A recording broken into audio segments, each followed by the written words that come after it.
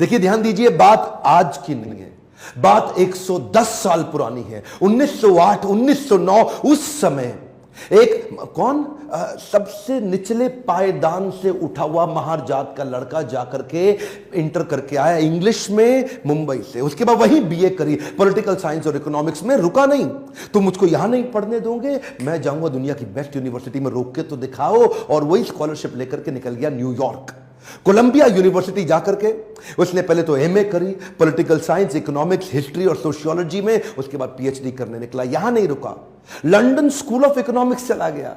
London school of economics जाकर वहां MSc किया, उसके बाद लॉ की पढ़ाई किया, फिर उसके बाद डॉक्टरेट किया, किताब के ऊपर अपनी थीसिस लिखी। ये वही किताब थी जिसके ऊपर आगे जाकर के रिजर्व बैंक ऑफ इंडिया को बनाया गया। महाराजा और बड़ौदा से उनका प्रेम इतना था ना, वो जो सयाजी गायकवाड़ जिन्होंने इनको स्कॉलरशिप दिया था, पढ़ने में इनकी मदद करी थी, दुनिया भर में पढ़ के उनका प्रेम भूले नहीं, वापस उनके पास आ गए।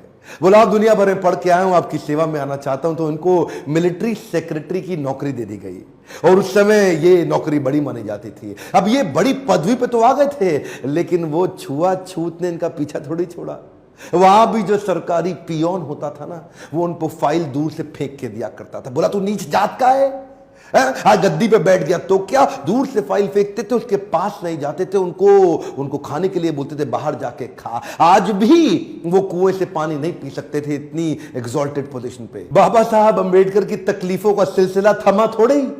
अभी तो रमाबाई जिनसे उनका विवाह हुआ था, उनके साथ उनकी 5 संतानें हुई, लेकिन 4 संतानें एक के बाद एक इलाज की सुविधा ठीक से ना मिल पाने के कारण उनके जीवन से चलती चली गई।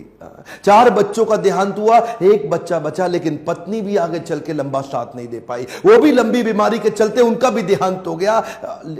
बाबा साहब अंबेडकर, जो अब इस समय कोई भी आदमी टूट सकता था, जिसका अपना स्वाभिमान ही खत्म हो जाए, लेकिन ये क्या किए, ये साथ साथ अपने देश के लिए लड़ते रहे और घर की तकलीफों से अपने आप को रुकने नहीं दिया। सत्याग्रह पे निकल गए। 1927 के इस महान सत्याग्रह में ये जिद पे अड़ गए कि सब दलितों को कुएं से पानी पीने का अधिकार दिला के रहूंगा। सार्वजनिक स्थान है, किसी का प्राइवेट नहीं है, जो सरकारी स्थान है, वहां पे एक इंसान दूसरे के साथ पानी क्यों ना पी सके। देखिए, गलत तो एक्चुअली हो रहा था। जो दलित औरतें थी ना, उनको साड़ी भी पहनने का, पांव को ढक के उठा के साड़ी पहननी पड़ती थी। इन्होंने पहली बार अधिकार दिलाया, पूरी नीचे तक आम औरतों की तरह पांव को ढक के साड़ी पहनने का अधिकार। उसके बाद बोले कम्युनल इलेक्टोरेट की मांग कर दी इन्होंने।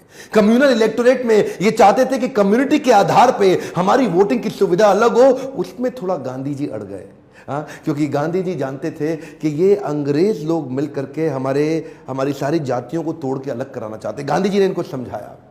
देखो क्या बोले अंबेडकर जी, मैं आपको रिजर्वेशन दिला दूंगा, मैं आपको बाकी सब मदद करूंगा, सब करूंगा, लेकिन अलग नहीं